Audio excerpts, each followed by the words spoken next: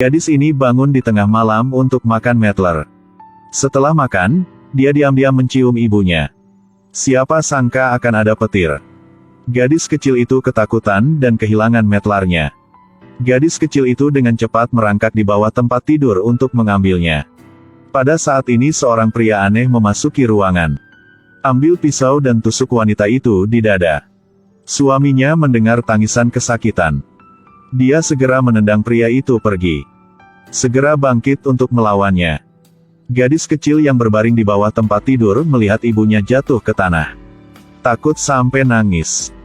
Sang ibu menggunakan sedikit kekuatan terakhir untuk memberitahu gadis kecil itu untuk tidak berbicara. Gadis kecil itu mencengkeram mulutnya dengan erat. Air mata berlinang. Pada saat ini, ayahnya ditikam di jantung dengan pisau. Jatuh ke tanah. Ayah melihat putrinya di bawah tempat tidur. Menyuruhnya untuk tidak berbicara. Gadis malang tolong silau. Orang tuanya meninggal secara tragis. Orang yang menghancurkan barang bukti. Tuangkan minyak ke seluruh mereka. Lalu dia menyalakan api. Dengan cahaya api. Memperlihatkan tangan kanannya dengan jari ekstra. Gadis melihat dengan jelas. Mata ayah sekarang. Dan gambar seorang pembunuh dengan 6 jari. Tercetak di benaknya. Dia tidak berani lupa. Dalam sekejap mata, 12 tahun telah berlalu. Gadis kecil tahun itu bersembunyi di bawah tempat tidur. Sekarang menjadi penyanyi terkenal di Shanghai. Berganti nama menjadi Yong Fang. Tidak hanya memiliki suara yang merdu, tapi juga sangat cantik. Ini menarik taipan Shanghai Duan Qiaorong. Duan Qiaorong menutupi seluruh tempat. Yong Fang berdiri di atas panggung bernyanyi.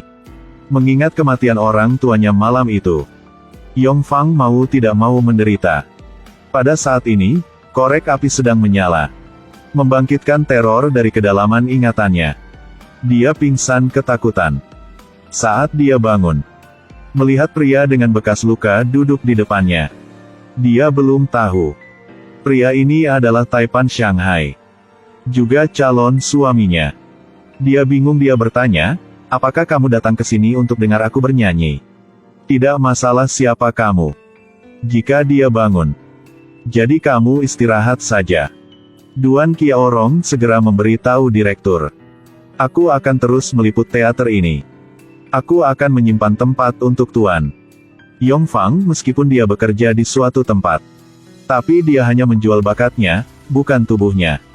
Pada siang hari dia datang untuk mendengarkan ceramah di universitas. Malam datang. Menjadi penyanyi wanita di klub malam terbesar di Shanghai. Hari ini Yong Fang melompat dan meraih daun di pohon. Adegan ini dilihat oleh Duan Qiaorong. Pemandangan murni ini membuatnya tidak bisa mengalihkan pandangannya. Kemudian, Yong Fang terangkat. Bukan kamu ingin memetik daunnya? Coba lagi, tumbuh lebih tinggi. Sedikit lebih tinggi. Kamu lihat, aku sudah bisa ambilnya. Kamu harus ingat. Hanya kamu yang lebih tinggi dariku di seluruh Shanghai ini. Setelah pulang, Duan Qiaorong memeluk lengannya yang terluka dan keluar dari mobil. Karena dia memeluk Yong Fang tadi, luka lama itu terulang kembali. Luka berdarah. Setelah memasuki rumah, dia meminta saudara iparnya Yu Zhen untuk membantunya membalut lukanya. Sengaja disebutkan bahwa dia jatuh cinta dengan gadis itu. Apalagi dia sangat mirip istrinya yang sudah meninggal. Ketika Yu Zhen mendengar itu, dia panik dan bertanya apakah gadis itu lebih sama kakak daripadaku. Kalian berdua adalah saudara perempuan jadi tentu saja mereka akan terlihat sama. Tapi dia berbeda. Tahu cara melihat ke belakang. Aku merasa gadis itu tidak terlihat seperti kakakmu lagi. Tidak, benar tidak sama. Kata kakak ipar dengan suara cemburu. Siapa namamu? Aku tidak peduli. Aku tidak ingat. Jika suatu hari, putri kamu seperti aku. Diintimidasi. Diinjak-injak. Siapa yang membandingkan? Mengapa membandingkan dengan putriku? Gadis ini tidak mau ditinggalkan oleh Duan Qiaorong.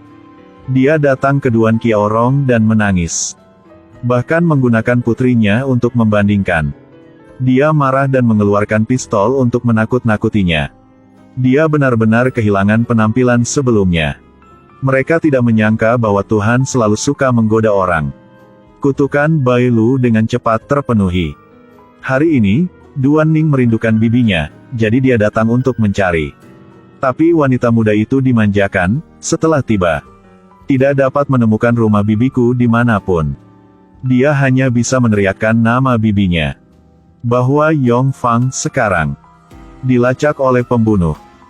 Yong Fang melihat pisau itu dan melarikan diri.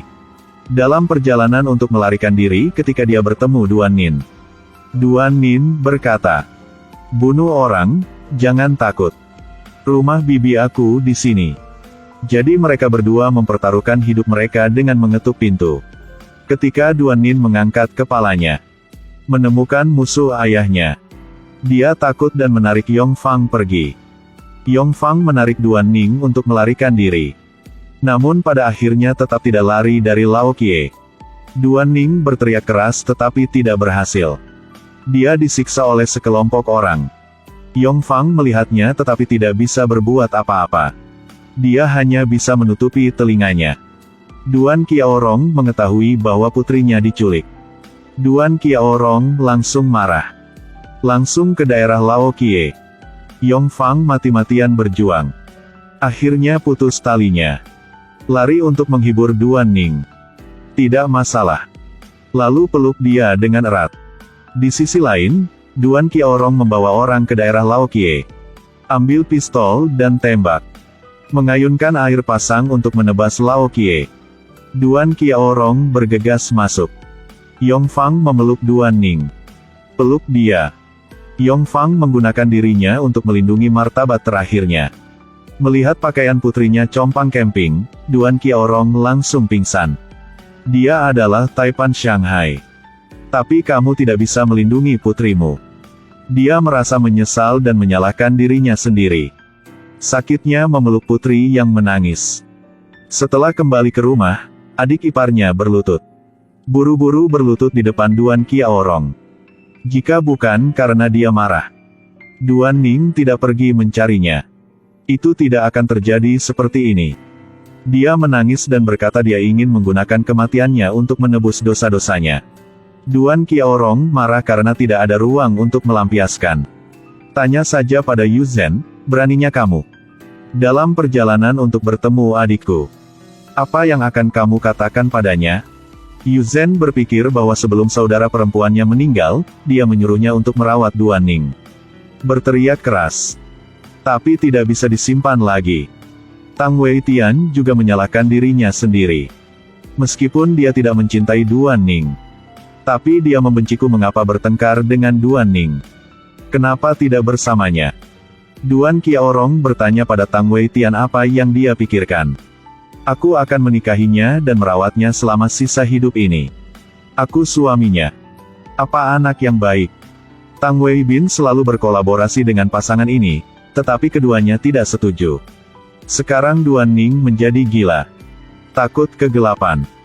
Tidak mengatakan apa-apa kepada siapapun. Bahkan bibi tidak mau bicara. Duan Qiaorong meminta bantuan Yong Fang. Yong Fang menghibur Duan Qiaorong semuanya akan berlalu. Pada saat yang sama menepuk punggungnya. Menyentuh Raja Shanghai. Dia mengundang Yong Fang untuk merawat putrinya. Yong Fang bertemu Tang Weitian yang menjaga Duan Ning.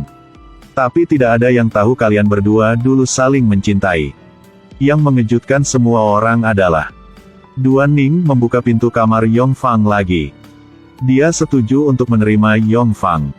Ini membuat Duan Qiaorong melihat harapan. Di bawah saran Yong Fang, suasana hati Duan Ning berangsur-angsur membaik. Tang Weitian juga menerima saat ini untuk melamar Duan Ning. Ketika segala sesuatunya berjalan ke arah yang baik, Duan Ning tiba-tiba mengetahui bahwa dia hamil.